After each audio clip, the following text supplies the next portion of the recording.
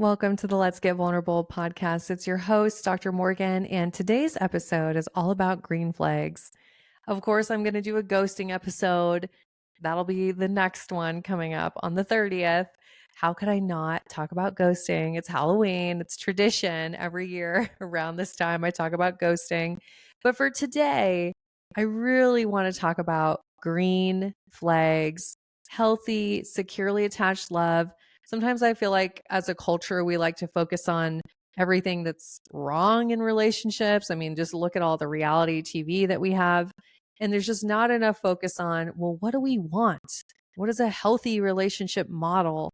And as you are doing the healing work and you yourself are becoming securely attached, one of your jobs is to get really good at building your healthy relationship model.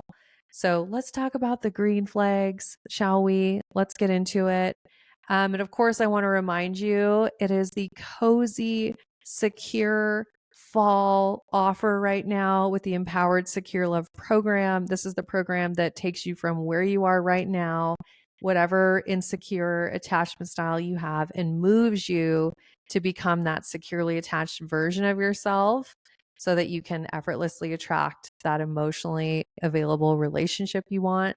This program has helped hundreds, over 750 people. And we have just so many success stories and people who are getting married and having babies. And it's amazing the DMs that I get every day. I'm so in love with the people that come through the program, do the work, and they heal and change their life. So if you're ready for that and you know you don't want to wait till 2025, you want to take action now because you know that you need to, and you don't want to spend the holidays being low and down and stuck and blah energy. Okay, that's not what we're doing, right? You want to take ownership, you want to move forward, and you want to start to heal.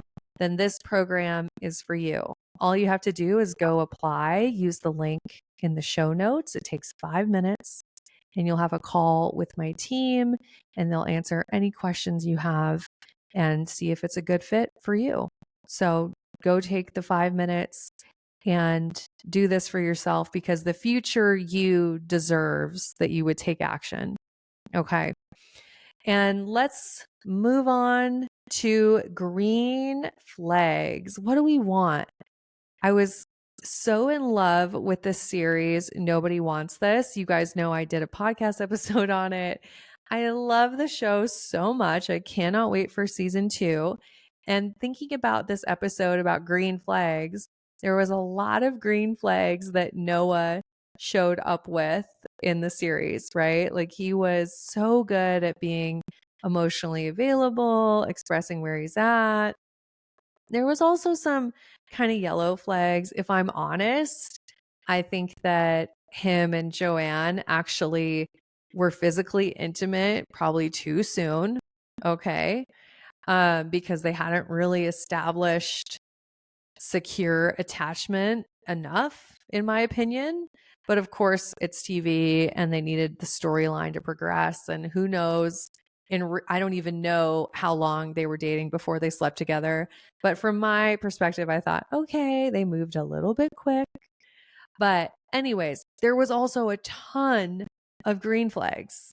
So, as I was thinking about this episode, of course, I thought of Noah, but I want you to think about where are the securely attached people in your life?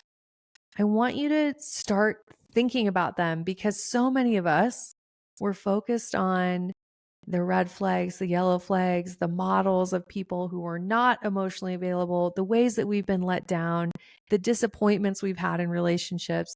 But what would happen if instead of focusing on that, you shift your focus to where are the healthy relationships in my life? Where are the models of people that I really value and I look up to and I go, wow, I want to be like that person, right?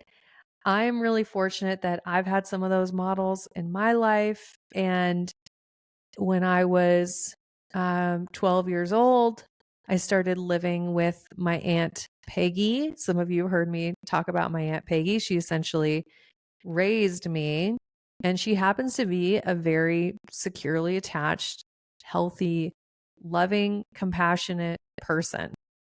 And when I think about how I want to show up in relationships, she's one of those models for me. And I also have friends that are that way. And I'm really fortunate that I've had some examples, even though they seem like they were fewer than the toxic examples. Those good examples are still there. So I just want to gently nudge you as you're listening to this episode. Who are those people for you? Can you name it? Who do you think of when you think of secure attachment, healthy communication, somebody that you feel emotionally safe with? Okay. Let me know. Send me a DM on Instagram at Dr. Morgan Coaching. Who do you think of? Who's your securely attached model? Some of my clients say me, and I'm just very touched by that. I'm happy that I can be that model for you. And let me tell you, if you'd met me when I was 21, you would have said, well, that's what I don't want to be. So I'm really fortunate that I've been able to heal and that I can be a model for you guys. That means a lot to me because I needed somebody like me when I was going through the trauma work. Like I needed someone that I could look to and say, oh, wow, that's somebody who had a lot of relational trauma, but she worked through it and she's able to show up in a healthy way, right? So get clear. Who are your models? And then let's move on. What are the green flags? Number one, I love this green flag. Open, honest, direct communication. This is just one of the most important things. I'll say it again. Open, honest, direct communication. We could also call this assertive communication, right? Where you're not having to guess what someone's feeling. They're not being passive aggressive where they don't tell you what they're feeling and then all of a sudden they're blowing up on you. They're not being passive where you never know what they're feeling. Open, honest, direct communication. When someone is authentic, when they have high self-trust and they're securely attached, they're communicating what they feel, what their needs are, their boundaries. They're directly communicating. Number two, green flag. This person that you're getting to know, and I'm thinking about this in context of early stages of dating, but these really apply in all kinds of relationships, right? But if they seem genuinely interested in you, they genuinely want to get to know you, they're asking questions about you, they are really present with you, right? If they ask you questions that maybe make you think for a second, like we all know there's like those basic cookie cutter questions that people ask when you're dating, like, oh, so what do you do for work? Right? But if somebody genuinely is interested in getting to know you, they're going to ask you things like, so tell me, are you really happy in your career? Is this where you see yourself in the next 5 years? Does it bring you fulfillment and joy? Like this is somebody going a little bit deeper, right? They genuinely want to know you. So that's a major green flag. The third green flag is they communicate well and they offer reassurance easily. So communicating in the context of they're able to offer you reassurance when you need it. Reassurance is letting my partner know that I'm here, that I'm emotionally available, and that I'm invested in the relationship. Okay, I'm here, I'm emotionally available, I see you, I understand you, and I'm invested in this relationship. So someone who can offer reassurance easily and offer it when we need it, major green flag, major green flag. And people that do that are generally securely attached and emotionally available. All right, moving on. This is a green flag for a romantic relationship. Somebody has to tell you that they're interested in building a serious romantic relationship. Too often we overlook this part and we forget that, oh, not everyone wants the kind of relationship that I want. right? So when someone tells you, yeah, I'm really ready for a serious relationship, I'm really looking to build a serious, committed partnership, that's a major green flag. They told you what they want, right? And you're on the same page. Another green flag is when somebody is able to have good relationships with other people. If you're getting to know someone and all they can do is tell you about all the crazy people in their life and how, well, this friend did that and this person did that and da da da da da, and they don't take any ownership and they don't talk about any healthy, loving relationships they have in their life, I want to stop you from trying to save this person. Okay. I know what you're thinking. Like the unhealed version of you that needs to be the caretaker, that needs to be needed so that you won't be abandoned. You might be pulled into thinking like, well, I can be the healthy person. No, just no. Like if there are no other healthy relationships in this person's life, that's a major red flag that you're not going to be any different. Okay.